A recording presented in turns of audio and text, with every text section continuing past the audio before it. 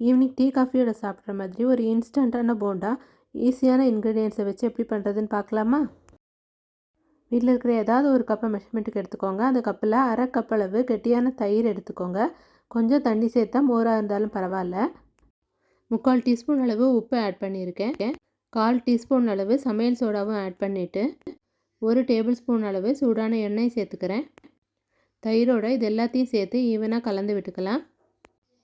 மாவு சேர்க்கறதுக்கு முன்னாடி இதெல்லாம் ஈவனாக மிக்ஸ் ஆகிருக்கணும், அதனால் கையால் கூட கலந்துக்கலாம். தயிர் அளந்த அதே கப்புக்கு 1/2 கப் அளவு அரிசி மாவு சேர்த்துக்கிறேன். இது இடியாப்ப மாவு தான், வறுக்க வேண்டியதில்லை. 1 டீஸ்பூன் அளவு 1-2 பொடிச்ச மிளகு சேர்த்துக்கிறேன். 1 டீஸ்பூன் அளவு சோம்பும் சேர்த்துக்கலாம். இதுக்கு பதிலாக இஞ்சி பச்சை மிளகாய் கூட சேர்த்துக்கலாம். இப்போ இது எல்லாமும் ஈவனாக மிக்ஸ் ஆகிற மாதிரி கையால் கலந்து விட்டுக்கலாம்.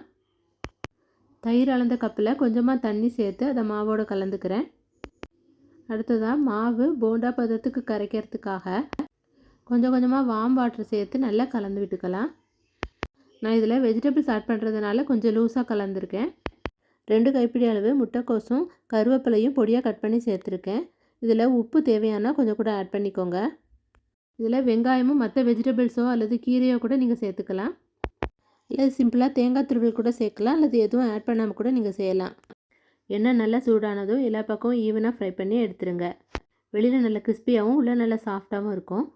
திடீர்னு கெஸ்ட்டு வந்தாலோ அல்லது குழந்தைங்களுக்கோ வீட்டில் உள்ளவங்களுக்கோ கூட சட்டுன்னு இதை நீங்கள் செஞ்சிடலாம். இதை நீங்களும் செஞ்சு பார்த்துட்டு உங்கள் ஃபீட்பேக்கை சொல்லுங்கள்.